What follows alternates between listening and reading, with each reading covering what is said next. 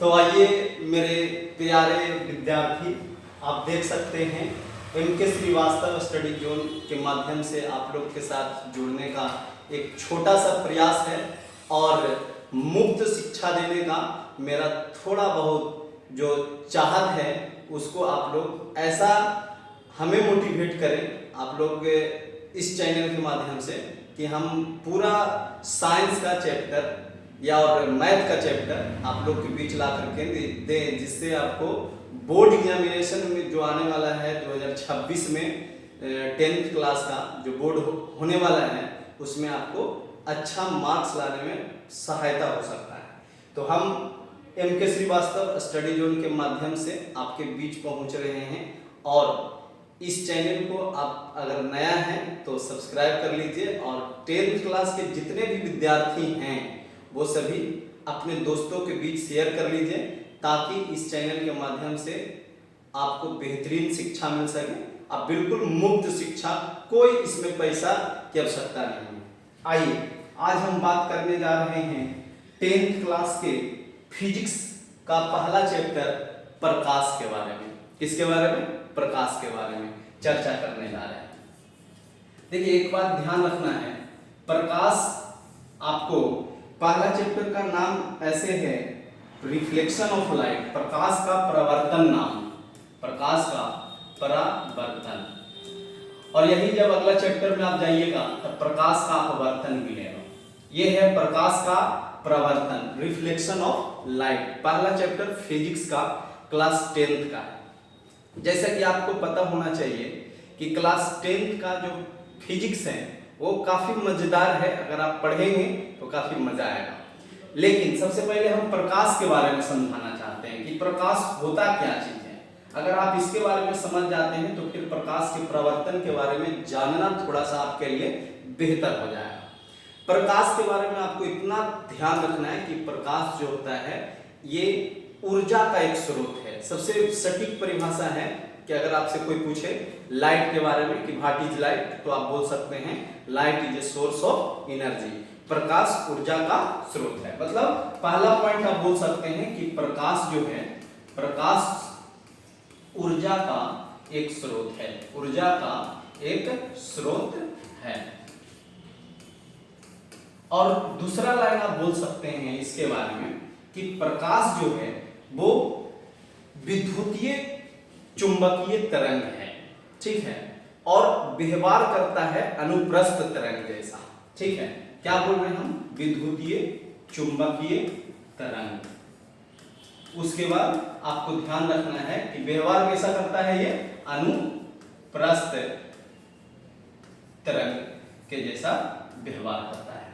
तीसरा बात आपको इस बात को ध्यान रखना है कि प्रकाश का जो वेग होता है निर्वात में या तो हवा में लगभग समान होता है, 3 लाख किलोमीटर प्रति सेकंड बोल सकते हैं, 3 लाख किलोमीटर प्रति सेकंड बोल सकते हैं, या तो बोल सकते हैं 3 गुना 10 की पावर 8 मीटर प्रति सेकंड। अगर आप मीटर प्रति सेकंड में जाएंगे तो 3 गुना 10 की पावर 8 मीटर प्रति सेकंड, या तो आप अगर किलोमीटर प्रति सेकंड में जाएंगे तो आपको 3 लाख किलोमीटर प्रति सेकंड। कहां पे? निर्वात में, चाहे तो हवा में। तो प्रकाश के बारे में कम से कम 3 बात आपको ध्यान रखना है कि प्रकाश ऊर्जा का एक स्रोत है। आप इस लाइन में एक लाइन और ऐड कर सकते हैं कि प्रकाश ऊर्जा का एक स्रोत है जो किसी वस्तु को दिखाने में मदद करता है। उसके बाद आप बोल सकते हैं कि प्रकाश एक तरह का चुंबकीय विद्युत चुंबकीय तरंग है और उसमें भी व्यवहार कैसा करता है, अनुप्रस्थ तरंग जैसा व्यवहार करता है। और प्रकाश की जो चाल है निर्वात में और हवा में लगभग समान होता है, 3 लाख किलोमीटर प्रति सेकंड, या तो बोल सकते हैं 3 गुना 10 के पावर 8 मीटर प्रति सेकंड। तो ये आपको प्रकाश के बारे में इतना आपको जानना अति आवश्यक है। उसके बाद हम आते हैं कि प्रकाश के अनुसार वस्तु जो होता है वो 2 तरह का होता है। प्रकाश के अनुसार वस्तु कितना तरह का होता है? 2 तरह का होता है। एक होता है आपका लुमिनस ऑब्जेक्ट और दूसरा होता है नॉन लुमिनस ऑब्जेक्ट। कहने का मतलब आपको ध्यान रखना है, याद रखना है इस बात को कि प्रकाश के अनुसार वस्तु कितना तरह का होता है? 2 तरह का होता है। एक होता है आपका दीप्त वस्तु नाम से जानते हैं, और एक दूसरा होता है अदीप्त वस्तु। पहला क्या होता है? दीप्त वस्तु, और दूसरा होता है अदीप्त वस्तु। इसको इंग्लिश में बोलते हैं लुमिनस ऑब्जेक्ट, लुमिनस ऑब्जेक्ट, और इसको बोलते हैं non luminous object, non luminous object, non luminous object. तो इस चीज को ध्यान रखना है। प्रकाश के अनुसार वस्तु कितना तरह के होता है? दो तरह का। एक वो आपका हो गया लुमिनस ऑब्जेक्ट और दूसरा हो गया नॉन लुमिनस ऑब्जेक्ट। अब आते हैं लुमिनस ऑब्जेक्ट किसको कहते हैं। तो आपको याद रखना है लुमिनस ऑब्जेक्ट के बारे में कि जिस वस्तु का अपना प्रकाश की किरण हो, किसी दूसरे पे निर्भर ना रहे, अपना प्रकाश जिसका होता है उसको हम लोग लुमिनस ऑब्जेक्ट कहते हैं। जैसे में हम बोल सकते हैं सूर्य, या तो जितना भी आप तारा देखते हैं, जितने भी आप तारा देखते हैं, आप सन हो गया, स्टार हो गया, ये सब जितने भी हैं वो सब आपको लुमिनस ऑब्जेक्ट में आएंगे। लेकिन नेचुरल लुमिनस ऑब्जेक्ट ये हैं सन और स्टार। सन का भी परिभाषा आप याद रखिएगा, सूर्य भी एक तारा है, ठीक है, जो पृथ्वी के सबसे नजदीक में उपस्थित है। लेकिन माइंड में जलता हुआ कुछ भी रहेगा, जैसे जलता हुआ मोमबत्ती, जलता हुआ मोमबत्ती, जलता हुआ मोमबत्ती, ये जो एग्जाम्पल होगा वो किसका एग्जाम्पल होगा? दीप्त वस्तु का। जलता हुआ कुछ भी बोलिएगा ना तो वो दीप्त वस्तु का उदाहरण चला जाएगा, लुमिनस ऑब्जेक्ट का उदाहरण चला जाएगा। और अदीप्त किसको कहना है? जिसका अपना प्रकाश ना हो, जिसका अपना प्रकाश नहीं होगा वह वस्तु क्या कहलाएगा? अदीप्त वस्तु कहलाएगा। जैसे में आपका जितना भी प्लानेट है, जैसे अर्थ हो गया जिसपे हम लोग जीवन यापन करते हैं, ये भी आपका नॉन लुमिनस, जितना प्लानेट है, जितना ग्रह है, वो सब नॉन लुमिनस ऑब्जेक्ट है। मून हो गया, चंद्रमा जिसको कहते हैं, ये सब क्या है? Non luminous object. लेकिन ऐसे बोल सकते हैं लकड़ी, लकड़ी का टुकड़ा हो गया, पत्थर का टुकड़ा हो गया, ये सब एग्जाम्पल किसका हो जाएगा? नॉन लुमिनस ऑब्जेक्ट का। तो हम समझते हैं कि आप लोग समझ गए होंगे प्रकाश के बारे में। प्रकाश के बारे में आपको हम बताए 3 बात। प्रकाश ऊर्जा का एक स्रोत है जो किसी वस्तु को दिखाने में मदद करता है। दूसरा, प्रकाश जो है विद्युत चुंबकीय तरंग के जैसा, विद्युत चुंबकीय तरंग होता है, लेकिन व्यवहार कैसा करता है? अनुप्रस्थ तरंग के जैसा करता है। प्रकाश की चाल निर्वात और हवा में लगभग समान होता है, 3 लाख किलोमीटर प्रति सेकंड। अगर किलोमीटर को हटा करके बोलेंगे तो 3 × 10⁸ मीटर प्रति सेकंड। उसके बाद हम चर्चा किए कि प्रकाश जो होता है वो वस्तु, प्रकाश के अनुसार वस्तु 2 तरह का होता है, एक होता है लुमिनस और दूसरा होता है नॉन लुमिनस।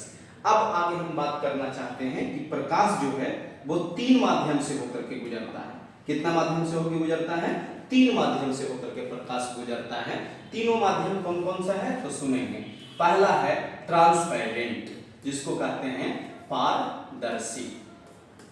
दूसरा है पारभासी, पारभासी। और तीसरा है अपारदर्शी, अपारदर्शी तीसरा। तो पहला ट्रांसपेरेंट, दूसरा ट्रांसलूसेंट और तीसरा ओपेक जिसको बोलते हैं, ठीक है। पहला ट्रांसपेरेंट और दूसरा ट्रांसलूसेंट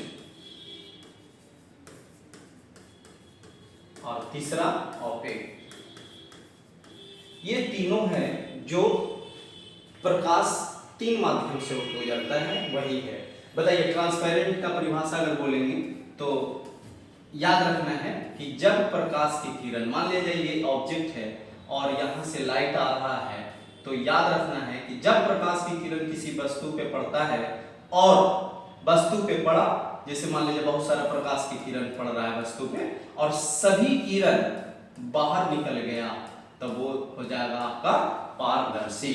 इसका एक एग्जाम्पल आपको याद रखना है कि ग्लास, शीशा जो है, कांच जो है, वो उदाहरण किसका हो जाएगा?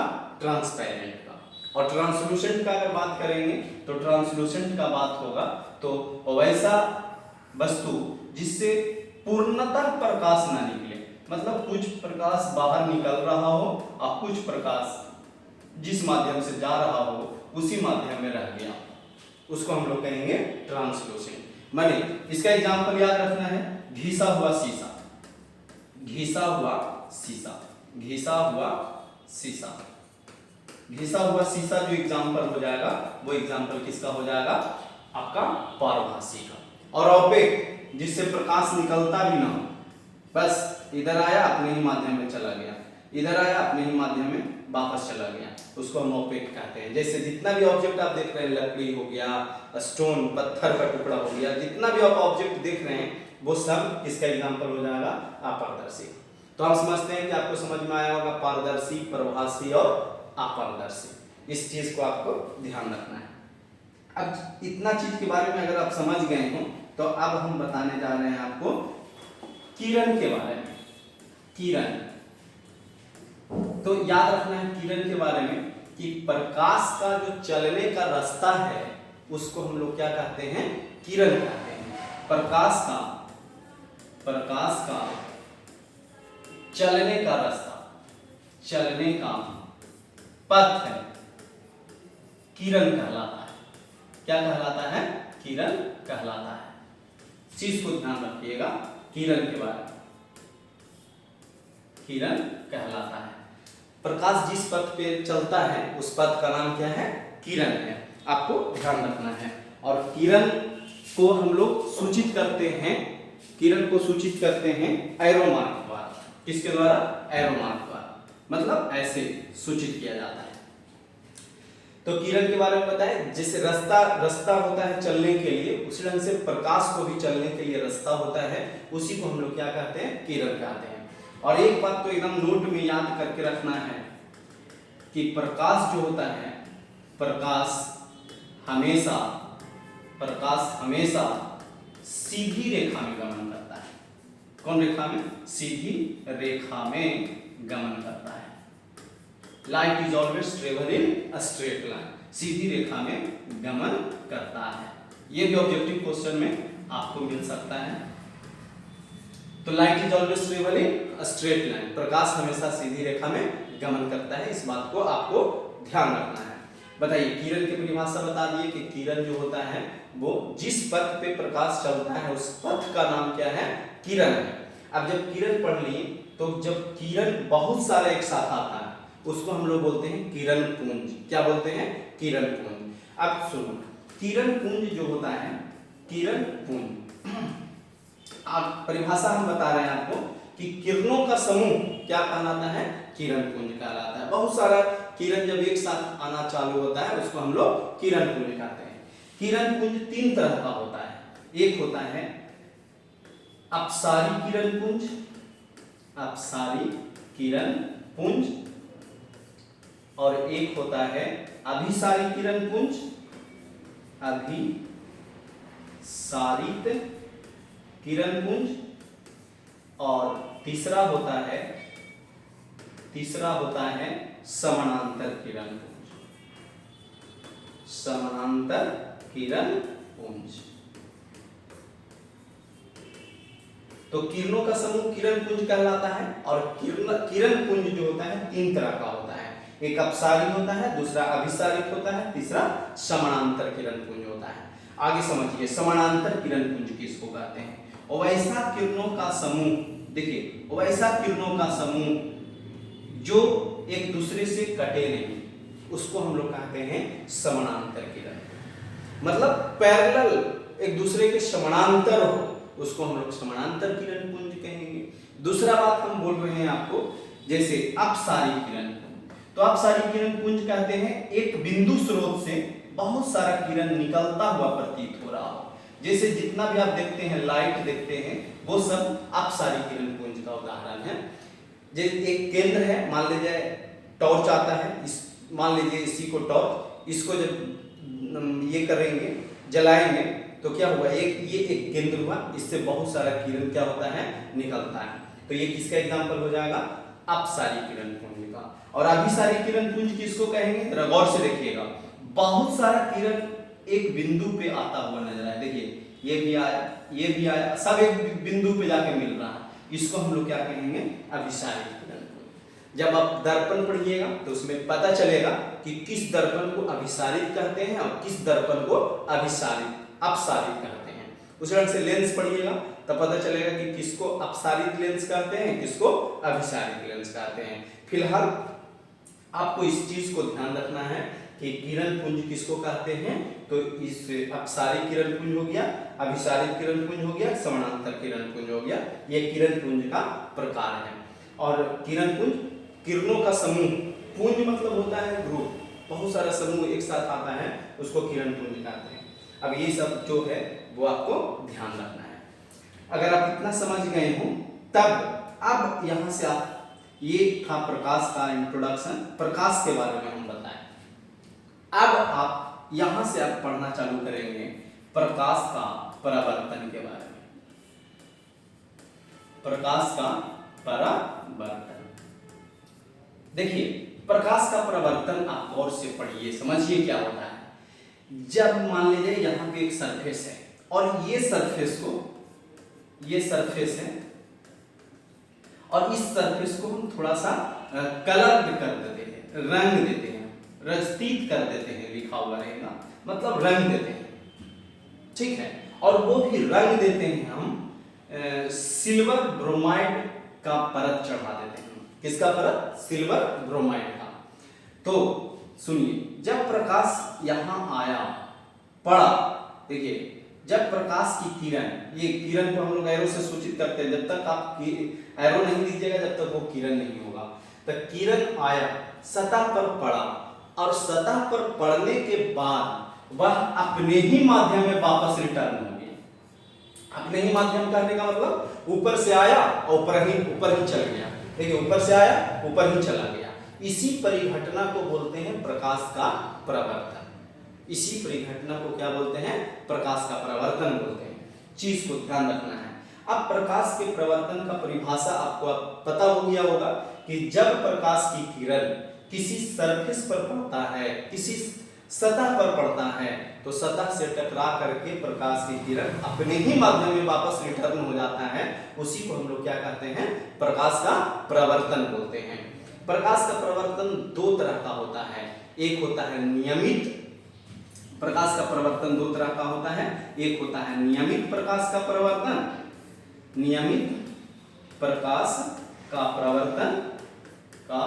परावर्तन, और दूसरा होता है अनियमित प्रकाश का परावर्तन, अनियमित प्रकाश का परावर्तन। अब सुनिए, नियमित प्रकाश का परावर्तन, एक बात आपको याद रखना है, चिकनी सतह, जहां चिकनी सतह जैसे ये है, जहां चिकनी सतह है वहां आपको, ये देखिए चिकनी सतह है, चिकनी सतह जो है उस पे आपको याद रखना है कि नियमित प्रकाश का परावर्तन होता है। और आगे अभी हम बताने वाले हैं प्रकाश के परावर्तन के दो नियम होते हैं और दोनों नियम को ये फॉलो करता है। लेकिन अनियमित प्रकाश का परावर्तन जिसको कहना है, जब सरफेस खुरदरी हो, रुखड़ा खुरदरी, जब रफ सरफेस हो, जब खुरदरी सतह हो, तब प्रकाश का जो परावर्तन होता है वो अनियमित होता है। देखिए अनियमित होता है, जैसे तैसे चला जाए। लेकिन प्रकाश के परावर्तन के नियम को ये भी अप्लाई करता है और ये भी सेटिस्फाई करता है। ऐसा नहीं कि इसमें परावर्तन का नियम अप्लाई होगा और इसमें नहीं होगा, दोनों में होगा। आइए, ये था आपका प्रकाश के परावर्तन के बारे में कि प्रकाश के परावर्तन क्या होता है। प्रकाश के परावर्तन के दो प्रकार होता है, जो ये दो प्रकार है, और नियम जो होता है वो दो नियम। प्रकाश के परावर्तन के कितने नियम हैं? दो नियम। प्रकाश के परावर्तन का पहला नियम है जो आपको याद रखना है। प्रकाश का परावर्तन का पहला नियम है, जैसे मान लीजिए ये सरफेस है आपका, ये आपका सरफेस है, ये कोई सतह है। तब पहला नियम कहता है कि आपतित किरण, देखिए आने वाला जो किरण होता है उसका नाम हम लिख दे रहे हैं आपको। आने वाला किरण को आगे याद रखना है, आपतित किरण कहते हैं। कौन किरण कहते हैं? आपतित। बताइए, किसी बिंदु स्रोत से आने वाला किरण क्या कहलाता है? आपतित किरण कहलाता है। और सतह से टकरा करके गया, इस किरण को हम लोग क्या कहेंगे जो, तो याद रखना है परावर्तित किरण। कौन किरण कहेंगे? परावर्तित किरण। आने वाला किरण आपतित किरण। मेरे साथ बोलिएगा तो भी आपको हो सकता है याद हो जाए, ठीक है। किसी बिंदु स्रोत से आने वाला किरण क्या कहलाएगा? आपतित किरण। और सतह से टकरा करके वापस जाने वाला किरण क्या कहलाएगा? परावर्तित किरण। अब थोड़ा सा याद रखिए कि आपतित किरण जिस बिंदु पे पड़ रहा है, इस बिंदु का नाम है आपतन बिंदु। कौन बिंदु? आपतन बिंदु। पॉइंट्स ऑफ इंसिडेंस बोलते हैं इसको, आपतन बिंदु। आपतित किरण इंसिडेंट रे जिस बिंदु पे पड़ रहा है उसको हम लोग पॉइंट्स ऑफ इंसिडेंस बोलते हैं। और पॉइंट्स ऑफ इंसिडेंस पे जो आप लंब देखते हैं इसी को हम लोग अभिलंब बोलते हैं। क्या बोलते हैं? अभिलंब। तो आपको ध्यान रखना है इस बात को। आने वाला किरण आपतित किरण, सतह से टकरा करके जाने वाला किरण परावर्तित किरण। आपतित किरण जिस बिंदु पे मिल रहा है उस बिंदु का नाम है आपतन बिंदु। आपतन बिंदु पे डाला गया लंब परपेंडिकुलर क्या कहलाएगा? अभिलंब कहलाता है। कभी कभी तो अभिलंब का परिभाषा पूछ देता है, ठीक है। तो अभिलंब का परिभाषा क्या हम बोले होगा? आपतन बिंदु पर डाला गया लंब परपेंडिकुलर, उसको हम क्या बोलते हैं? अभिलंब बोलते हैं। अब सुनिए, अब जब इतना आप जान गए तो आपको एक बात और जानना है कि आपतित किरण माने इंसिडेंट रे और नॉर्मल के बीच का जो एंगल होता है उसको बोलते हैं आपतन कोण। कौन कौन बोलते हैं? आपतन कोण। इंग्लिश में बोलते हैं angle of incident. Angle of incident, इसीलिए इसको एंगल आई से सूचित किया जाता है। एंगल आई से सूचित किया जाता है। और आप देख रहे हैं अभिलंब और परावर्तित किरण, इसके बीच का जो एंगल है उसको हम लोग बोलते हैं परावर्तन कोण। कौन कौन बोलते हैं? परावर्तन कोण। और परावर्तन कोण को अंग्रेजी में बोलते हैं एंगल ऑफ रिफ्लेक्शन, इसीलिए इसको एंगल आर से सूचित किया जाता है। तो इतना चीज के बारे में आपको जानकारी होना चाहिए। छोटा छोटा बात है उसके बारे में जानकारी। फिर से रिपीट कर रहे हैं हम। आपतित किरण का परिभाषा याद रखना है। किसी बिंदु स्रोत से आने वाला किरण क्या कहलाता है? आपतित किरण कहलाता है। सतह से टकरा करके जाने वाला किरण परावर्तित किरण कहलाता है। आपतित किरण जिस बिंदु पे पड़ता है उसको आपतन बिंदु कहते हैं। और आपतन बिंदु पे डाला गया जो लंब होता है उसको क्या बोलते हैं? अभिलंब बोलते हैं। क्या क्लियर है बात? चीज को ध्यान रखिएगा, इतना सा चीज को। अब हम जानेंगे प्रकाश के परावर्तन के दो नियम होते हैं। प्रकाश के परावर्तन के कितना नियम होते हैं? दो नियम होते हैं। कितना नियम होता है? दो नियम।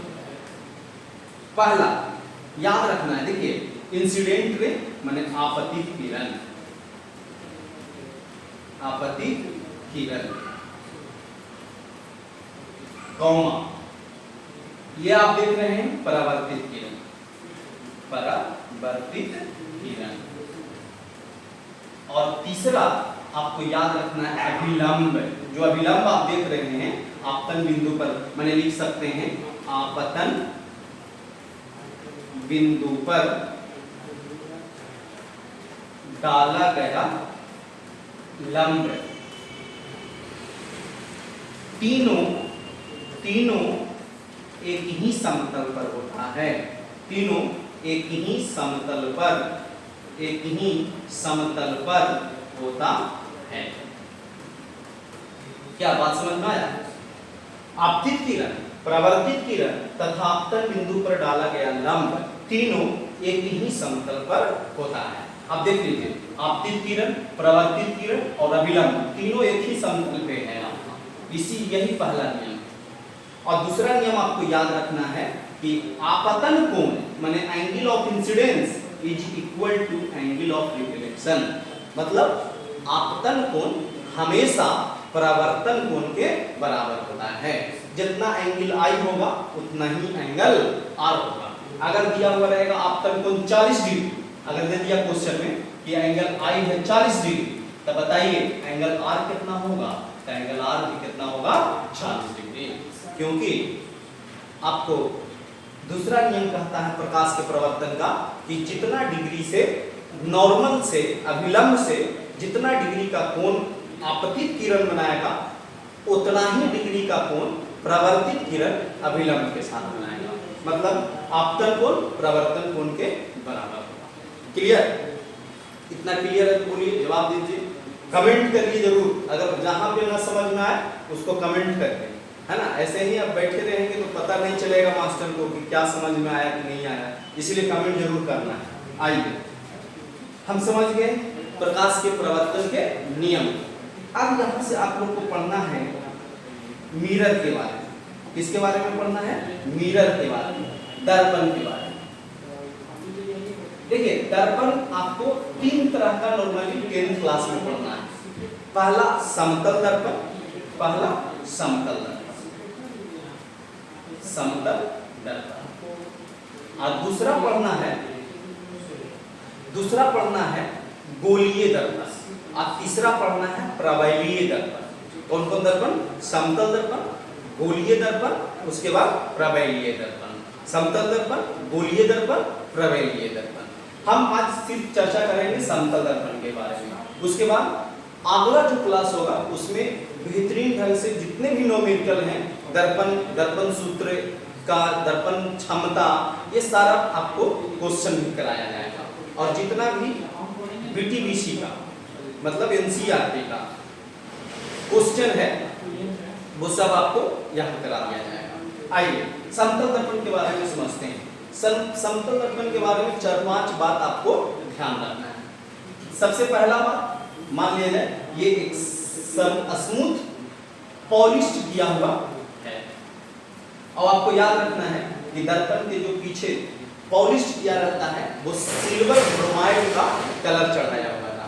इसका सिल्वर ब्रोमाइड का याद रखना है। दर्पण के पीछे जो सिल्वर किया होता है, कोई भी दर्पण रहे, उसके पीछे जो सिल्वर करते हैं, माने रंगते हैं, पेंट करते हैं, वो किससे पेंट किया जाता है? सिल्वर ब्रोमाइड से। मेरे साथ बोलिए तो याद होगा, सिल्वर ब्रोमाइड से क्या किया जाता है? पेंट किया जाता है। सबसे पहला बात आपको याद रखना है समतल दर्पण के बारे में कि वस्तु जितना दूर होगा, वस्तु दर्पण से जितना दूर होगा उतना ही दूर प्रतिबिंब बनेगा। पहला पॉइंट जरा गौर करिएगा, दर्पण से जितना दूर वस्तु होगा उतना ही उसके पीछे प्रतिबिंब बनेगा। क्वेश्चन पूछ सकता है आपसे कि मान लिया जाए एक व्यक्ति दर्पण से 10 मीटर आगे खड़ा है तो उसका प्रतिबिंब दर्पण में कितना मीटर पीछे बनेगा? तो जितना मीटर आगे खड़ा होगा दर्पण में उतना ही मीटर पीछे बनेगा। इस चीज को ध्यान रखना है। पहला मतलब दूरी, डिस्टेंस से ऑब्जेक्ट, मिरर से लेके ऑब्जेक्ट और ऑब्जेक्ट से लेके जो इमेज बन रहा होगा ऑब्जेक्ट का, वो आपका क्या होगा? सेम होगा। दूसरा बात ध्यान रखना है इस चीज को कि अगर किसी ऑब्जेक्ट का पूरा प्रतिबिंब देखना है तो ऑब्जेक्ट का जितना भी ऊंचाई है उसके आधा ऊंचाई का कम से कम मिरर रहना चाहिए। बात समझ में आया? दूसरा पॉइंट क्या बोले? दूसरा पॉइंट फिर से समझिए। बोल रहे हैं दूसरा पॉइंट कि ऑब्जेक्ट जितना बड़ा रहेगा, मान लीजिए ऑब्जेक्ट है, मान लीजिए अपने बारे में हम चर्चा करते हैं, हम मान लीजिए 6 फीट का इंसान, तो कितना फीट का मिरर, प्लेन मिरर लाएं जिससे कि हमारा पूरा इमेज बने, पैर से लेके माथा तक पूरा इमेज बने। तो आपको याद रखना है मिरर मेरे आधा होना चाहिए। अगर हम 6 फीट का है, हम अपना पूरा इमेज देखना चाहते हैं उस मिरर में, तो कम से कम 3 फीट का मिरर जरूरी है, तभी हम अपना पूरा इमेज देख सकते हैं। बात क्लियर हुआ? दूसरा पॉइंट। तीसरा पॉइंट, प्लेन मिरर में वस्तु जितना वेग से गति करेगा ना, जितना वेग से गति करेगा, इस दर्पण में वस्तु का जो प्रतिबिंब है वो दुगना वेग से आता हुआ प्रतीत होगा। ध्यान रखना है। अगर मान लीजिए आप जा रहे हैं 10 मीटर प्रति सेकंड के रफ्तार से, तो उसमें जो प्रतिबिंब होता है वो आपको 20 मीटर प्रति सेकंड के हिसाब से नजर आएगा। मतलब v वेग से जा रहे हैं तो 2v वेग से इमेज गति करता है। तीसरा पॉइंट समझ में आया? तीसरा पॉइंट बोले कि मिरर के सामने जितना गति से आप जाएंगे प्रतिबिंब उसके दुगना गति से आता हुआ प्रतीत होगा। तीसरा पॉइंट। चौथा पॉइंट आपको ध्यान रखना है कि प्लेन मिरर में लैटरल इन्वर्टेड होता है। लैटरल इन्वर्टेड मतलब होता है पार्श्व उल्टा। कहने का मतलब कि दायां बायां नजर आएगा और बायां दायां नजर आएगा। इस बात को ख्याल रखना है, इसको लैटरल इन्वर्टेड बोलते हैं। दायां बायां नजर आएगा और बायां दायां नजर आएगा। तो ये 4 पॉइंट आपको ध्यान रखना है। और नंबर ऑफ इमेज, 5वां पॉइंट जो है नंबर ऑफ इमेज आपको ध्यान रखना चाहिए। नंबर ऑफ इमेज का फॉर्मूला आपको ध्यान रखना है 360/थीटा होता है। मतलब 2 मिरर है, समतल मिरर, तो कितना डिग्री पे हम बैठे ताकि कितना प्रतिबिंब बने। जैसे मान लीजिए हम कह देंगे कि कोई वस्तु है या तो मिरर का झुकाव जो है वो, मान लीजिए यहाँ कोई आदमी बैठा हुआ है और मिरर का झुकाव हम कर दिए 40 डिग्री से दोनों तरफ, तो कितना इमेज बनेगा। तो जितना भी 40 डिग्री बोले हम, तो 360 बटा कितना कर देना है 40, खत्म। 4 से 9 बने 9 इमेज बनेगा। एक बात याद रखना है, इमेज की जो संख्या होगी हमेशा ऑड नंबर में होगा। जैसे अगर कोई कह दे कि मान ले जाए 90 डिग्री पे रख दिए हम, कितना डिग्री पे 90 डिग्री पे झुका हुआ मिरर है, तो कितना इमेज बनेगा। तो याद रखना है 360/90 तक खत्म करेंगे। 9 चौके 36, 4 इमेज बनेगा। लेकिन 4 इमेज बोलना आपके लिए गलत होगा। हम पहले बोले आपको कि इमेज की जो संख्या होगी वो आपका ऑड नंबर में होगा, इसीलिए 4 न बोल के कितना बोलना है 3 बोलना है। एक कम कर देना है, मतलब कितना इमेज बनेगा 3 इमेज बनेगा। बात क्लियर हुआ। तो ये था आपका समतल दर्पण के बारे में। अब बचा आपको गोलीय दर्पण और तीसरा प्रवैलीय दर्पण। उसके बाद एंट्री करेंगे अगला चैप्टर में, मतलब एक क्लास आपका ये हो गया। अगला क्लास में हम देखेंगे गोलीय दर्पण, उसी में आएगा उत्तल दर्पण, अवतल दर्पण, और उसके बाद प्रवैलीय दर्पण आएगा। चैप्टर समाप्त हो जाएगा। उसके बाद दूसरा चैप्टर प्रकाश का अपवर्तन आएगा, जिसको हम लोग पढ़ेंगे। तो क्या अच्छा लगा?